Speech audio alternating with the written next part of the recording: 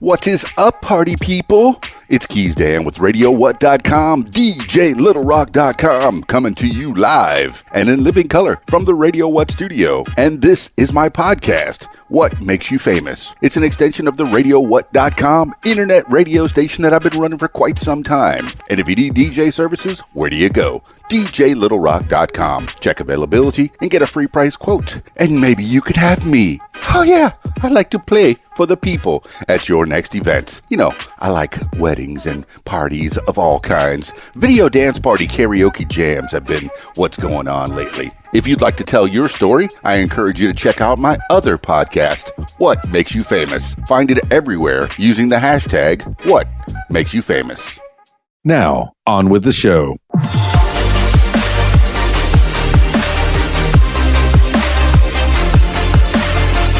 Today on the program, Blackbeard. Arr. Why is it whenever you think about pirates, arr, might be the first thing that you think about? I don't know. It is to me. Maybe that's just me. Probably not. Let's talk about Blackbeard. Edward Teach, or Edward Thatch, born around 1680, died on the 22nd of November, 1718, better known as Blackbeard, was an English pirate who operated around the West Indies and the eastern coast of Britain's North American colonies. Little is known about his early life, but he may have been a sailor on privateer ships during Queen Anne's War before settling on the Bahamian island of New Providence, a base for Captain Benjamin Hornigold, whose crew Teach joined around 1716. Hornigold placed him in command of a sloop that he had captured, and the two engaged in numerous acts of piracy. Their numbers were boosted by the addition to their fleet of two more ships, one of which was commanded by Stede Bonnet. But Hornigold retired from piracy towards the end of 1717, taking two vessels with him. Teach captured a French merchant vessel known as La Concorde. He named her Queen Anne's Revenge and equipped her with 40 guns. He became a renowned pirate. His nickname derived from his thick black beard and fearsome appearance. He was reported to have tied lit fuses, slow matches, under his hat to frighten his enemies. He formed an alliance of pirates and blockaded the port of Charlestown, South Carolina, ransoming the port's inhabitants. He then ran Queen Anne's Revenge aground on a sandbar near Beaufort, South Carolina. He parted company with Bonnet and settled in Bath, North Carolina, also known as Bathtown, where he accepted a royal pardon. But he was soon back at sea, where he attracted the attention of Alexander Spotswood, the governor of Virginia. Spotswood arranged for a party of soldiers and sailors to capture the pirates, which they did on the 22nd of November, 1718. Following a ferocious battle, Teach and several of his crew were killed by a small force of sailors led by Lieutenant Robert Maynard. Teach was a shrewd and calculating leader who spurned the use of force, relying instead on his fearsome image to elicit the response that he desired from those whom he robbed. Contrary to the modern-day picture of the traditional tyrannical pirate, he commanded his vessels with the consent of their crews, and there is no known account of his ever having harmed or murdered those whom he held captive. He was romanticized after his death and became the inspiration for an archetypal pirate in works of fiction across many genres. Now that we have had an overview, let's go a little more in depth into his early life. Little is known about Blackbeard's early life. It is commonly believed that at the time of his death, he was between 35 and 40 years old, and thus born about 1680. In contemporary records, his name is most often given as Blackbeard, Edward Thatch, or Edward Teach. The latter is most often used. Several spellings of his surname exist. One early source claims that his surname was Drummond, but the lack of any supporting documentation makes this unlikely. Pirates habitually use fictitious surnames while engaged in piracy so as not to tarnish the family name, and this makes it unlikely that Teach's real name will ever be known. The 17th century rise of Britain's American colonies and the rapid 18th century expansion of the Atlantic slave trade had made Bristol an important international seaport, and Teach was most likely raised in what was then the second largest city in England. He could almost certainly read and write. He communicated with merchants, and when killed, had in his possession a letter addressed to him by the Chief Justice and Secretary of the Province of Carolina, Tobias Knight. The author, Robert Lee, speculated that Teach may therefore have been born into a respectable, wealthy family. He may have arrived in the Caribbean in the last years of the 17th century on a merchant vessel, possibly a slave ship. The 18th century author Charles Johnson claimed that Teach was for some time a sailor operating from Jamaica on privateer ships during the War of the Spanish Succession, and that, quote, he had often distinguished himself for his uncommon boldness and personal courage, end quotes. At what point during the war Teach joined the fighting is in keeping with the record of most of his life before he became a pirate, unknown. New Providence. With its history of colonization, trade, and piracy, the West Indies was the setting for many 17th and 18th century maritime incidents. The privateer turned pirate Henry Jennings and his followers decided early in the 18th century to use the uninhabited island of New Providence as a base for their operations. It was within easy reach of the Florida Strait and its busy shipping lanes, which were filled with European vessels crossing the Atlantic. New Providence's harbor could easily accommodate hundreds of ships, but was too shallow for the Royal Navy's larger vessels to navigate. The author George Woodbury described New Providence as, quote, no city of homes. It was a place of temporary sojourn and refreshment for a literally floating population, end quote. Continuing, quote, the only permanent residents were the piratical camp followers, the traders, and hangers-on. All others were transient, end quote. In New Providence, pirates found a welcome respite from the law. Teach was one of those who came to enjoy the island's benefits, probably shortly after the signing of the Treaty of Utrecht. He moved there from Jamaica, and along with most privateers, once involved in the war, became involved in piracy. Possibly about 1716, he joined the crew of Captain Benjamin Hornigold, a renowned pirate who operated from New Providence's safe waters. In 1716, Hornigold placed Teach in charge of a sloop he had taken as a prize. In early 1717, Hornigold and Teach, each captaining a sloop, set out for the mainland. They captured a boat carrying 120 barrels of flour out of Havana, and shortly thereafter took 100 barrels of wine from a sloop out of Bermuda. A few days later, they stopped a vessel sailing from Madeiras to Charlestown, South Carolina. Teach and his quartermaster, William Howard, may at this time have struggled to control their crews. By then, they had probably developed a taste for Madeira wine, and on 29 September, near Cape Charles, all they took from the Betty of Virginia was her cargo of Madeira before they scuttled her with the remaining cargo. It was during a cruise with Hornigold that the earliest known report of Teach was made, in which he is recorded as a pirate in his own right, in command of a large crew. In a report made by Captain Mayhew Munthey on an anti-piracy patrol for North Carolina, Thatch was described as operating, quote, a sloop 6 guns and about 70 men, end quote. In September, Teach and Hornigold encountered Stede Bonnet, a landowner and military officer from a wealthy family who had turned to piracy earlier that year.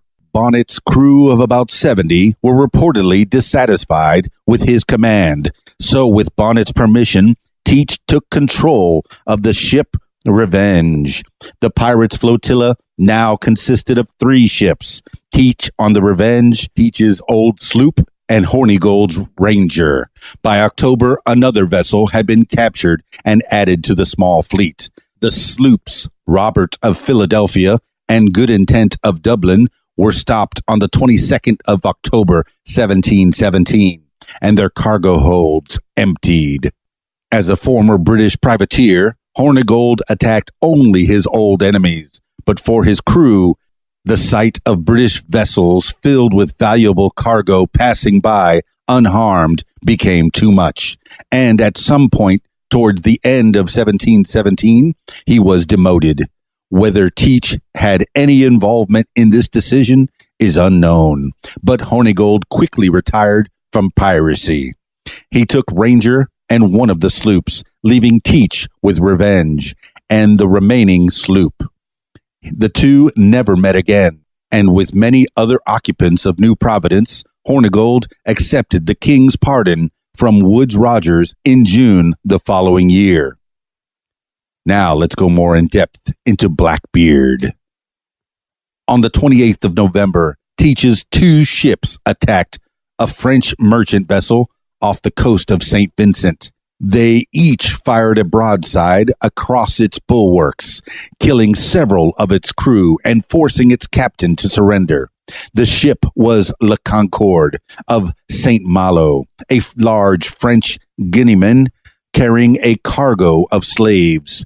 Teach and his crews sailed the vessels along St. Vincent and the Grenadines to Bequia, where they disembarked their crew and cargo and converted the ship for their own use. The crew of La Concorde were given the smaller of Teach's 2 sloops, which they renamed Malvis Rencontre, Bad Meeting, and sailed for Martinique. Teach may have recruited some of their slaves, but the remainder were left on the island and were later recaptured by the returning crew of Malvis Rencontre.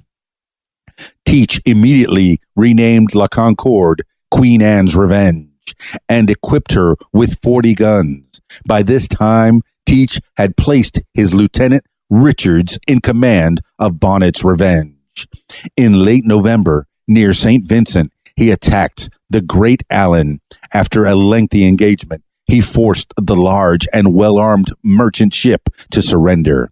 He ordered her to move closer to the shore, disembarked her crew, and emptied her cargo holds, and then burned and sank the vessel.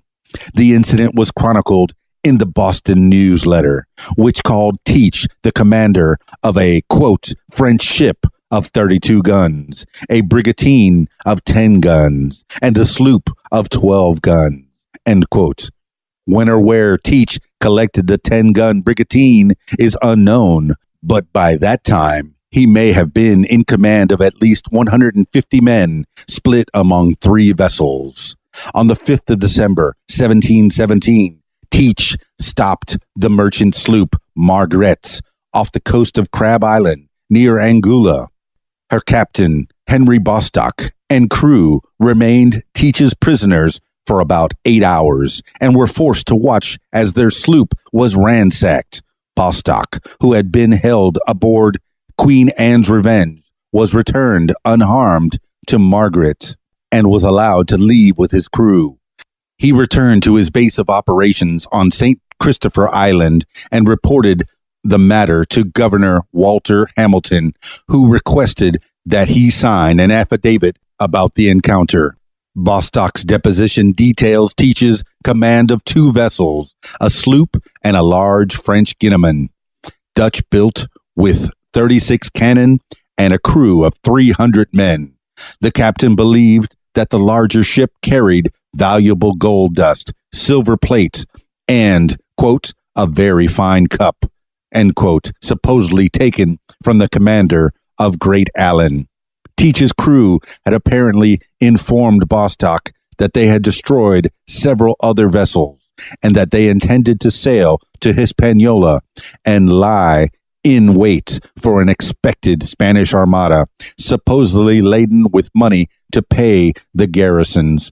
Bostock also claimed that Teach had questioned him about the movements of local ships, but also that he had seemed unsurprised when Bostock told him of an unexpected royal pardon from London for all pirates. Bostock's deposition describes Teach as a, quote, tall, spare man with a very black beard, which he wore very long, end quote. It is the first recorded account of Teach's appearance and is the source of his cognomen Blackbeard. Later descriptions mention that his thick black beard was braided into pigtails, sometimes tied with small colored ribbons. Johnson, 1724, described him as, quote, such a figure that imagination cannot form an idea of a fury from hell to look more frightful, end quote. Whether Johnson's description was entirely truthful or embellished is unclear, but it seems likely that Teach understood the value of appearances. Better to strike fear into the heart of one's enemies than rely on bluster alone. Teach was tall, with broad shoulders. He wore knee-length boots and dark clothing, topped with a wide hat and sometimes a long coat of brightly colored silk or velvet. Johnson also described Teach in times of battle as wearing a sling over his shoulders with 3 brace of pistols hanging in the holsters like bandoliers and stuck lighted matches under his hat, end quote. The latter apparently to emphasize the fearsome appearance he wished to present to his enemies.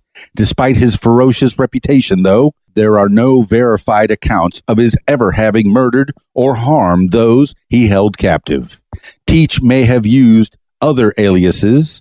On the 30th of November, the Montserrat merchant encountered 2 ships and a sloop commanded by a Captain Kentish and Captain Edwards, the latter a known alias of Stede Bonnets.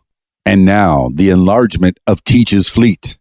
Teach's movements between late 1717 and early 1718 are not known. He and Bonnet were probably responsible for an attack off St. Eustatius in December of 1717. Henry Bostock claimed to have heard the pirates say they would head towards the Spanish-controlled Samana Bay in Hispaniola, but a cursory search revealed no pirate activity. Captain Hume of HMS Scarborough, 1711, reported on the 6th of February that a, quote, pirate ship of 36 guns and 250 men and a sloop of 10 guns and 100 men were said to be cruising amongst the Leeward Islands, end quote. Hume reinforced his crew with musket-armed soldiers and joined up with HMS Seaford to track the 2 ships to no avail, though they discerned that the 2 ships had sunk a French vessel off St. Christopher Island, and reported also that they had last been seen, quote, gone down the north side of Hispaniola, end quote. Although no confirmation exists that these 2 ships were controlled by Teach and Bonnet, author Angus Constam believes it very likely they were. In March of 1718, while taking on water at Ternate Island, east of Belize, both ships spotted the Jamaican logwood cutting sloop Adventure, making for the harbor. She was stopped and her captain, Harriet, invited to join the pirates. Harriot and his crew accepted the invitation, and Teach sent over a crew to sail Adventure, making Israel Hands the captain. They sailed for the Bay of Honduras, where they added another ship and 4 sloops to their flotilla. On the 9th of April, Teach's enlarged fleet of ships looted and burnt Protestant Caesar His fleet then sailed to Grand Cayman, where they captured a, quote, small turtler, end quote. Teach probably sailed towards Havana, where he may have captured a small Spanish vessel that had left the Cuban port. They then sailed to the wrecks of the 1715 Spanish fleet off the eastern coast of Florida. There, Teach disembarked the crew of the captured Spanish sloop before proceeding north to the port of Charlestown, South Carolina, attacking 3 vessels along the way. The blockade of Charlestown. By May 1718, Teach had awarded himself the rank of Commodore and was at the height of his power. Late that month, his flotilla blockaded the port of Charlestown in the province of South Carolina. All vessels entering or leaving the port were stopped, and as the town had no guard ship, its pilot boat was the first to be captured. Over the next 5 or 6 days, about 9 vessels were stopped and ransacked as they attempted to sail past Charlestown Bar, where Teach's fleet was anchored.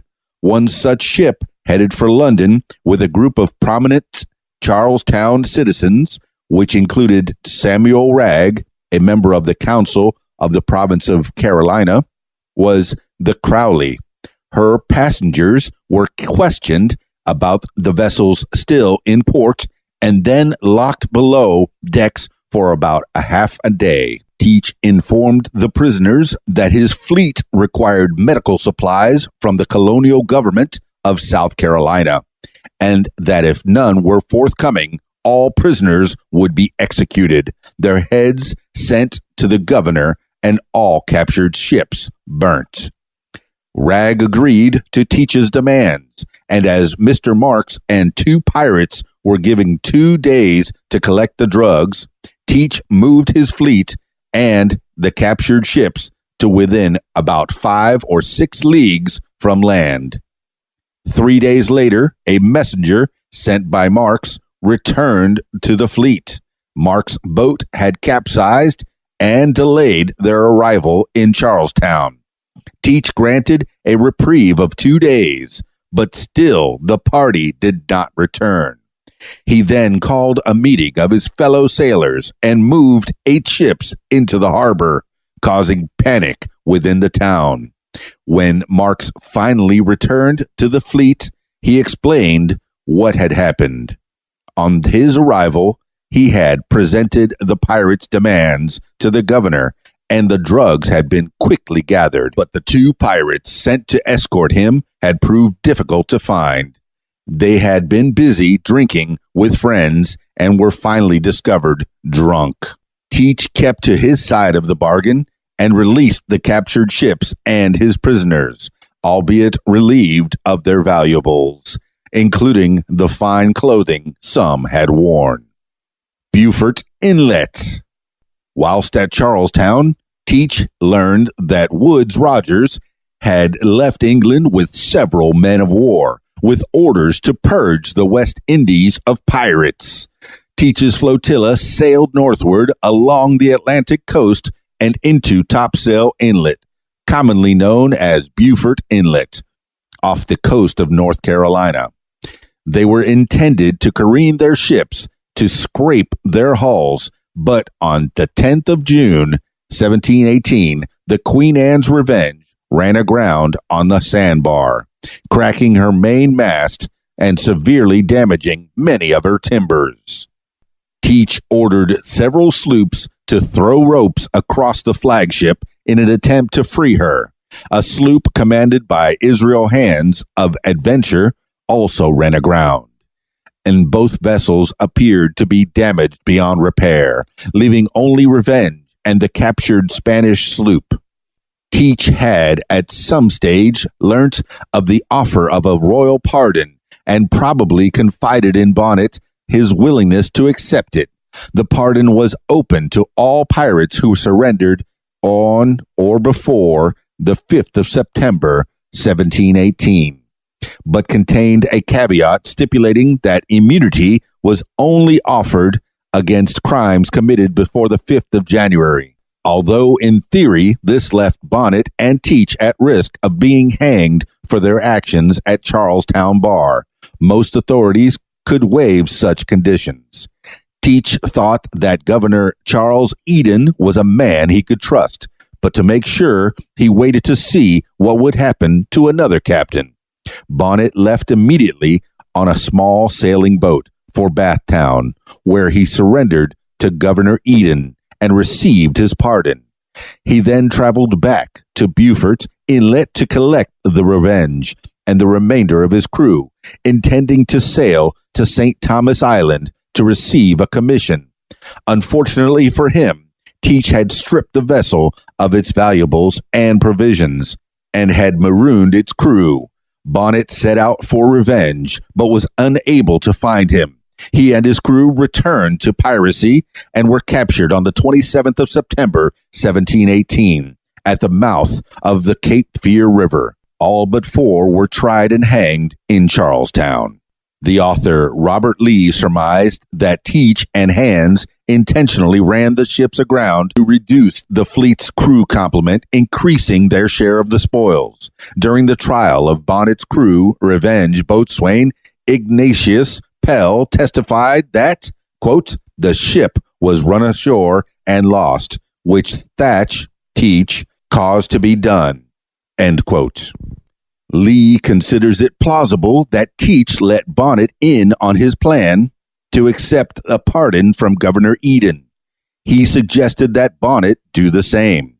And as war between the Quadruple Alliance of 1718 and Spain was threatening, to consider taking a privateer's commission from England. Lee suggests that Teach also offered Bonnet the return of his ship, Revenge. Constam, 2007, promotes a similar idea, explaining that Teach began to see Queen Anne's Revenge as something of a liability, while a pirate fleet was anchored. News of this was sent to neighboring towns and colonies, and any vessels nearby would delay sailing. It was prudent, therefore, for Teach not to linger for too long, although wrecking the ship was a somewhat extreme measure. The pardon. Before sailing northward on his remaining sloop to Ocracoke Inlet, Teach marooned about 25 men on a small sandy island about a league from the mainland. He may have done this to stifle any protest they made, if they guessed their captain's plans. Bonnet rescued them 2 days later. Teach continued on to Bath, where in June 1718, only days after Bonnet had departed with his pardon, he and his much reduced crew received their pardon from Governor Eden. He settled in Bath, on the eastern side of Bath Creek at Plum Point, near Eden's home. During July and August, he traveled between his base in the town and his sloop off Ocracoke.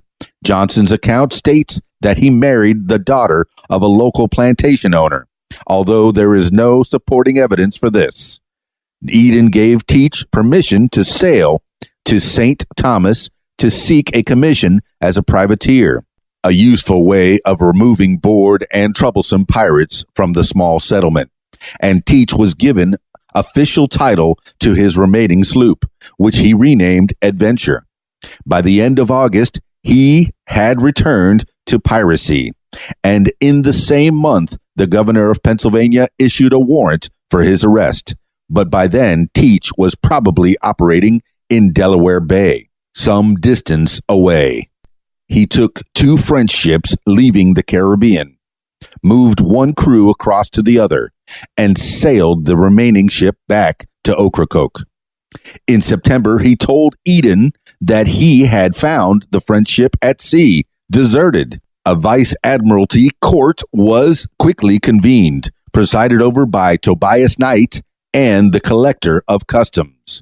The ship was judged as a derelict found at sea, and of its cargo, 20 hogsheads of sugar were awarded to Knight and 60 to Eden. Teach and his crew were given what remained in the vessel's hold.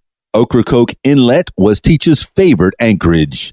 It was a perfect vantage point from which to view ships traveling between the various settlements of Northeast Carolina. And it was from there that Teach first spotted the approaching ship of Charles Vane, another English pirate.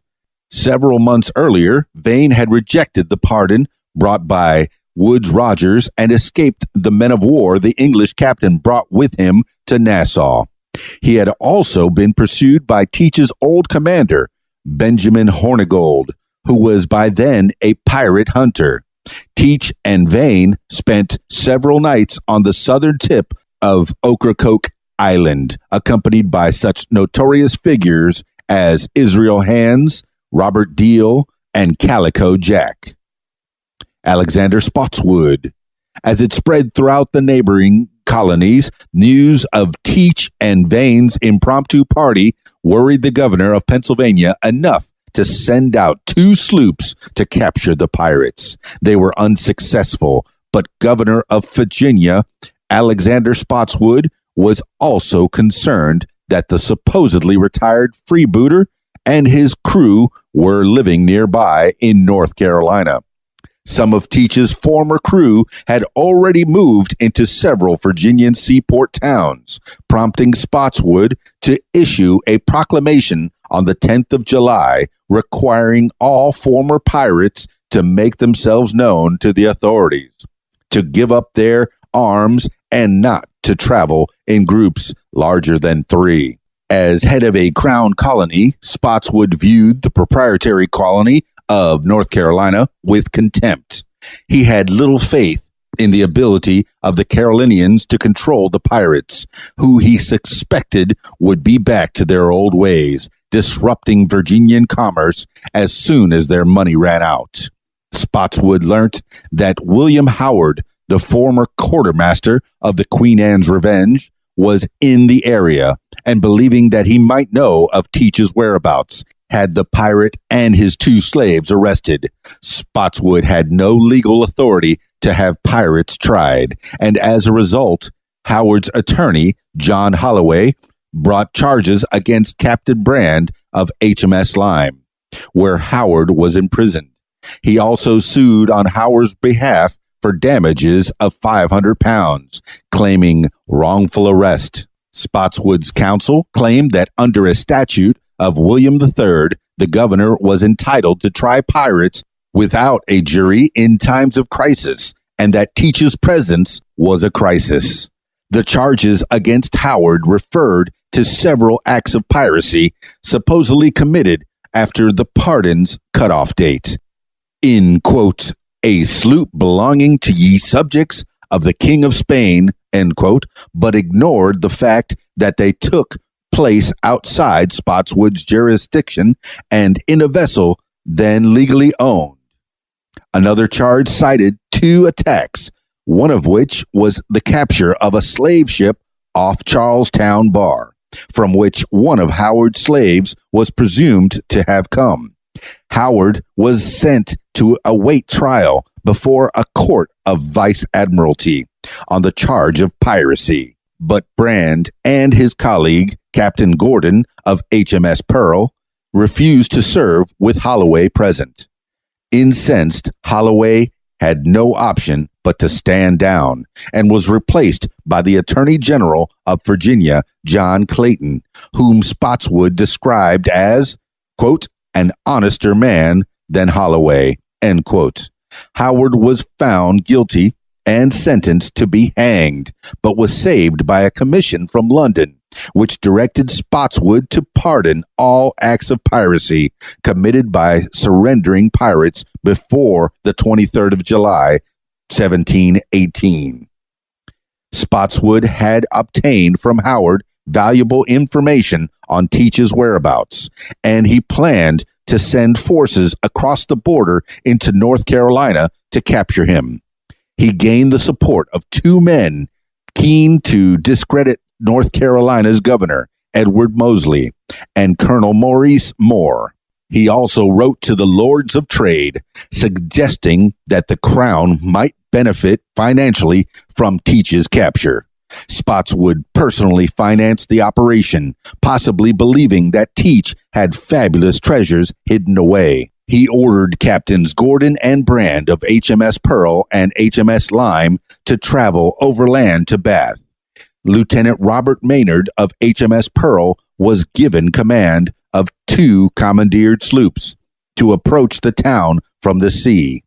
An extra incentive for Teach's capture was the offer of a reward from the Assembly of Virginia, over and above any that might be received from the Crown. Maynard took command of the 2 armed sloops on the 17th of November. He was given 57 men, 33 from HMS Pearl and 24 from HMS Lyme. Maynard and the detachment from HMS Pearl took the larger of the 2 vessels and named her Jane. The rest took Ranger, commanded by one of Maynard's officers, a Mr. Hyde. Some of the 2 ships' civilian crews remained aboard. They sailed from Keeghofton along the James River on the 17th of November. The 2 sloops moved slowly, giving Brand's force time to reach Bath. Brand set out for North Carolina 6 days later, arriving within 3 miles of Bath on the 23rd of November. Included in Brand's force were several North Carolinians, including Colonel Moore and Captain Jeremiah Vale, sent to put down any local objection to the presence of foreign soldiers. Moore went into the town to see if Teach was there, reporting back that he was not, but that the pirate was expected at, quote, every minute. Brand then went to Governor Eden's home and informed him of his purpose. The next day, Brand sent 2 canoes down the Pamlico River to Ocracoke Inlet to see if Teach could be seen. They returned 2 days later and reported on what eventually transpired. The last battle. Maynard found the pirates anchored on the inner side of Ocracoke Island on the evening of the 21st of November. He had ascertained their position from ships he had stopped along his journey, but unfamiliar with the local channels and shoals, he decided to wait until the following morning to make his attack. He stopped all traffic from entering the inlet, preventing any warning of his presence, and posted a lookout on both sloops to ensure that Teach could not escape to sea. On the other side of the island, Teach was busy entertaining guests and had not set a lookout. With Israel Hands ashore in Bath with about 24 of Adventure's sailors, he also had a much reduced crew. Johnson, 1724, reported that the pirate had, quote, no more than 25 men on board, end quote, and that he, quote, gave out to all the vessels that he spoke with that he had 40, 13 white and 6 Negroes, end quote, was the number later reported by Brand to the Admiralty. At daybreak, preceded by a small boat taking soundings, Maynard's 2 sloops entered the channel.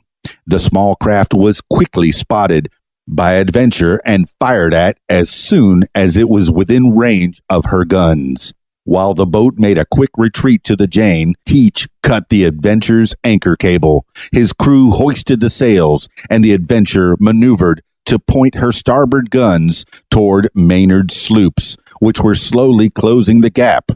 Hyde moved Ranger to the port side of Jane, and the Union flag was unfurled on each ship. Adventure then turned towards the beach of Ocracoke Island, heading for a narrow channel. What happened next is uncertain. Johnson claimed that there was an exchange of small arms fire, following which Adventure ran aground on a sandbar, and Maynard anchored and then lightened his ship to pass over the obstacle. Another version claimed that Jane and Roger ran aground, although Maynard made no mention of this in his log. What is certain, though, is that Adventure turned her guns on the 2 ships and fired. The broadside was devastating. In an instant, Maynard had lost as much as a third of his forces. About 20 on Jane were either wounded or killed, and 9 on Ranger. Hyde was dead, and his second and third officers either dead or seriously injured. His sloop was so badly damaged that it played no further role in the attack. Contemporary accounts of what happened next are confused, but small arms fire from Jane may have cut Adventure's jib sheet, causing her to lose control and run onto the sandbar. In the aftermath of Teach's overwhelming attack, Jane and Ranger may also have been grounded.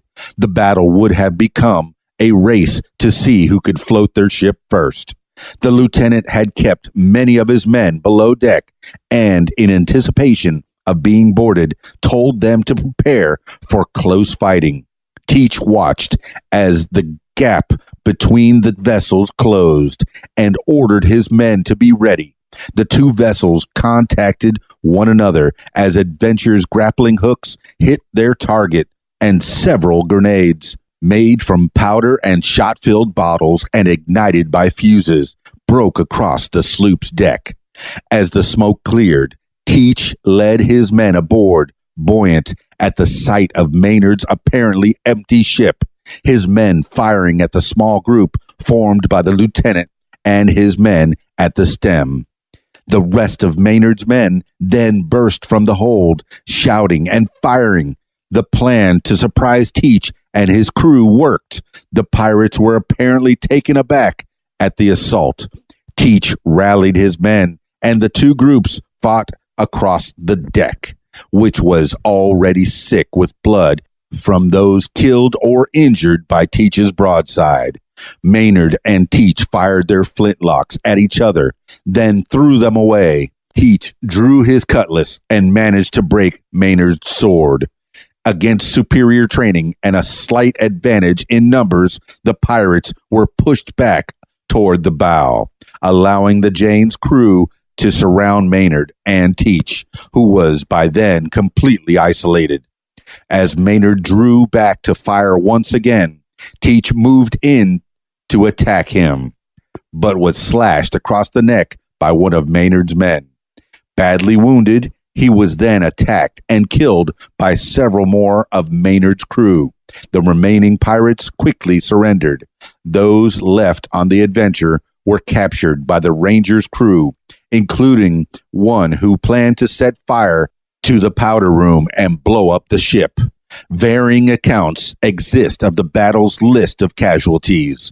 Maynard reported that 8 of his men and 12 pirates were killed. Brand reported that 10 pirates and 11 of Maynard's men were killed. Spotswood claimed that 10 pirates and 10 of the king's men dead. Maynard later examined Teach's body, noting that it had been shot 5 times and cut about 20. He also found several items of correspondence, including a letter to the pirate from Tobias Knight. Teach's corpse was thrown into the inlet, and his head was suspended from the bowsprit of Maynard's sloop so that the reward could be collected. Legacy.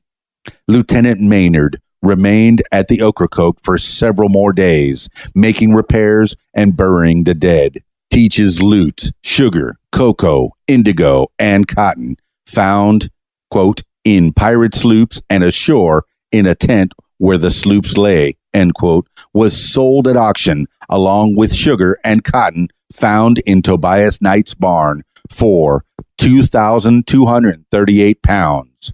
Governor Spotswood used a portion of this to pay for the entire operation. The prize money for capturing Teach was to have been about 400 pounds, but it was split between the crews of HMS Lime and HMS Pearl, as Captain Brand and his troops had not been the ones fighting for their lives. Maynard thought this extremely unfair. He lost much of any support he may have had, though, when it was discovered that he and his crew had helped themselves to about 90 pounds of Teach's booty.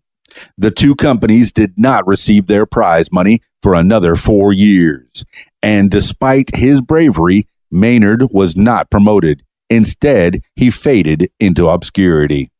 The remainder of Teach's crew and former associates were found by Brand in Bath and were transported to Williamsburg, Virginia, where they were jailed on charges of piracy. Several were black, prompting Spotswood to ask his counsel what could be done about, quote, the circumstances of these Negroes to exempt them from undergoing the same trial as other pirates, end quote. Regardless, the men were tried with their comrades in Williamsburg Capitol Building under the Admiralty Law on the 12th of March, 1719. No records of the day's proceedings remain, but 14 of the 16 accused were found guilty. Of the remaining two, one proved that he had partaken of the fight out of necessity, having been on Teach's ship only as a guest at a drinking party the night before, and not as a pirate. The other, Israel Hands, was not present at the fight. He claimed that during a drinking session, Teach had shot him in the knee, and that he was still covered by the royal pardon. The remaining pirates were hanged, then left to rot in giblets along Williamsburg's Capitol Landing Road, known for some time as Gallows Road. Governor Eden was certainly embarrassed by Spotswood's invasion of North Carolina, and Spotswood disavowed himself of any part of the seizure. He defended his action, writing to Lord Carteret, a shareholder of the province of Carolina, that he might benefit from the sale of the seized property, and reminding the Earl of the number of Virginians who had died to protect his interests.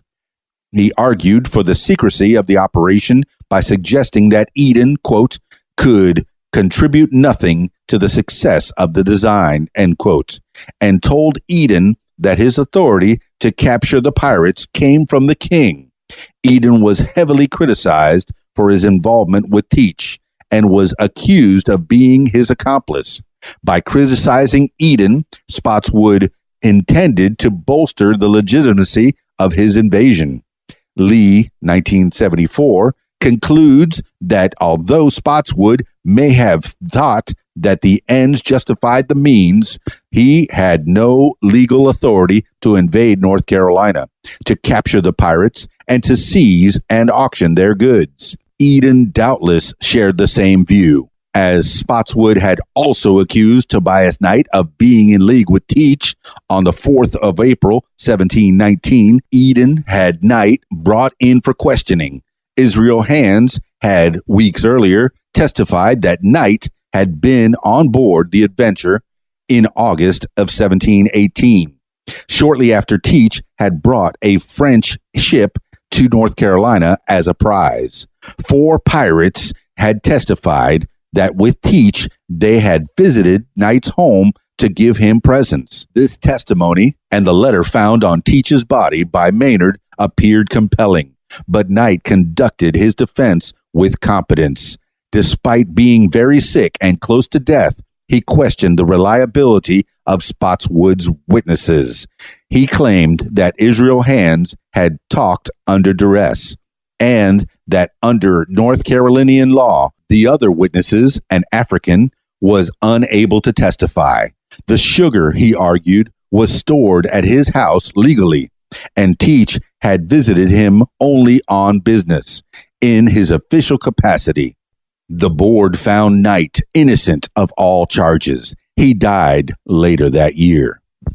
Eden was annoyed that the accusations against Knight arose during a trial in which he played no part. The goods which Brand seized were officially North Carolinian property, and Eden considered him a thief. The argument raged back and forth between the colonies until Eden's death on the 17th of March, 1722. His will named one of Spotswood's opponent, John Holloway, a beneficiary. In the same year, Spotswood, who for years had fought his enemies in the House of Burgesses and the Council, was replaced by Hugh Drysdale, once Robert Walpole was convinced to act. That's the historical view of Edward Teach, Blackbeard, but there's also a modern view. Official views on pirates were sometimes quite different from those held by contemporary authors, who often described their subjects as despicable rogues of the sea. Privateers who became pirates were generally considered by the English government to be reserve naval forces and were sometimes given active encouragement. As far back as 1581, Francis Drake was knighted by Queen Elizabeth when he returned to England from a round-the-world expedition with plunder worth an estimated £1.5 million. Royal pardons were regularly issued, usually when England was on the verge of war, and the public's opinion of pirates was often favorable, some considering them akin to patrons. Economist Peter Leeson believes that pirates were generally shrewd businessmen, far removed from the modern romanticized view of them as barbarians. After Woodes Rogers' 1718 landing at New Providence and his ending of the Pirate Republic, piracy in the West Indies fell into terminal decline, with no easily accessible outlet to fence their stolen goods. Pirates were reduced to a subsistence livelihood, and following almost a century of naval warfare between the British, French, and Spanish, during which sailors could find easy employment, lone privateers found themselves outnumbered by the powerful ships employed by the British Empire to defend its merchant fleets. The popularity of the slave trade helped bring to an end the frontier condition of the West Indies, and in these circumstances, piracy was no longer able to flourish as it once did. Since the end of this so-called golden age of piracy, Teach and his exploits have become the stuff of lore, inspiring books, films, and even amusement park rides. Much of what is known about him can be sourced to Charles Johnson, A General History of the Robberies and Murders of the Most Notorious Pirates, published in Britain in 1724. A recognized authority on the pirates of his time, Johnson's descriptions of such figures as Anne Bonny and Mary Read were for years required reading for those interested in the subject. Readers were titillated by his stories, and a second edition was quickly published, though author Angus Constam suspects that Johnson's entry on Blackbeard was, quote, colored a little to make a more sensational story, end quote. A General History, though, is generally considered to be a reliable source. Johnson may have been an assumed alias, as Johnson's accounts have been corroborated in personal and official dispatches. Lee, 1974, considers that whoever he was, he had some access to official correspondence.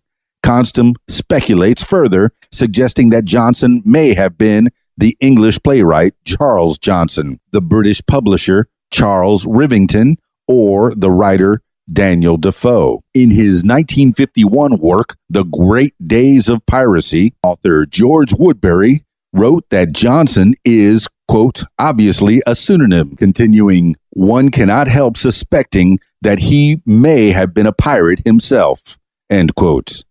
Despite his infamy, Teach was not the most successful of pirates. Henry Every retired a rich man, and Bartholomew Roberts took an estimated 5 times the amount Teach stole.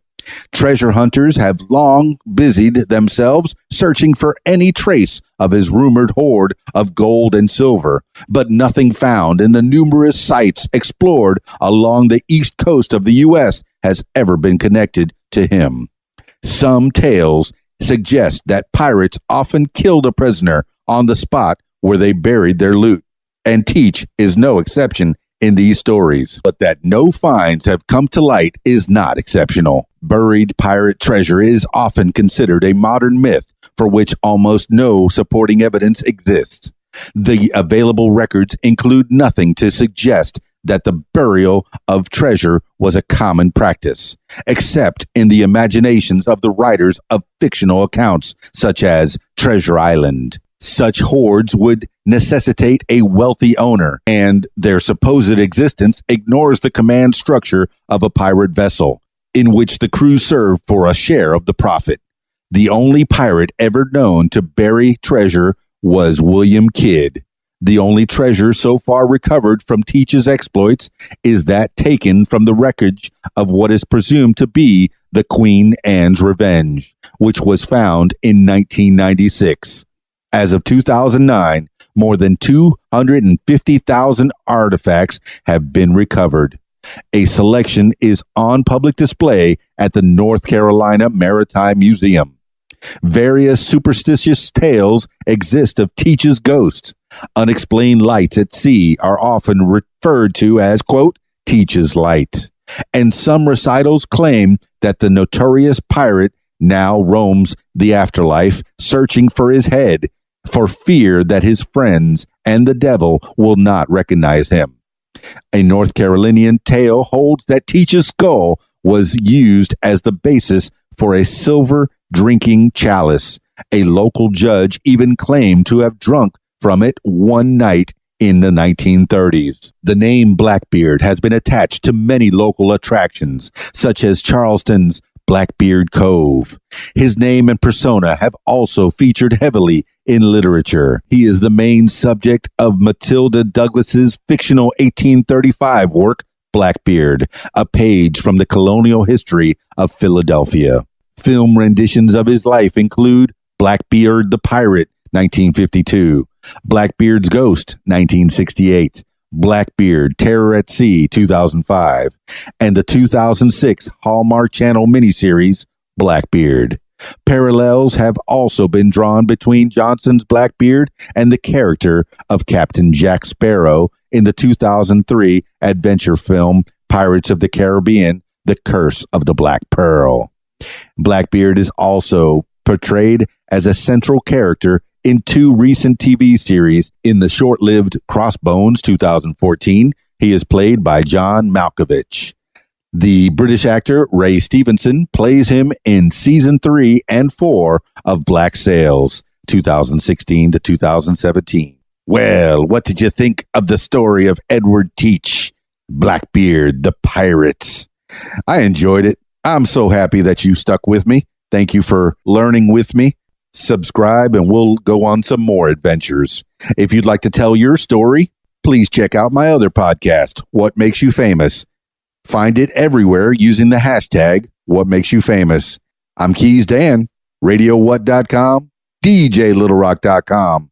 Peace. I'm out of here. If you like what you hear, I encourage you to follow What Makes You Smarter on social media. Find it on Facebook at What Makes You Smarter, Instagram at What Makes You Smarter, Twitter at SmarterWhat, and YouTube, username Keys Dan. Leave What Makes You Smarter podcast a review and subscribe. Listen to What Makes You Smarter podcast on Spotify, iTunes, YouTube, Stitcher, Google Podcasts, and Podcast Addict. My personal favorite, learn with me on my podcast, What Makes You Smarter.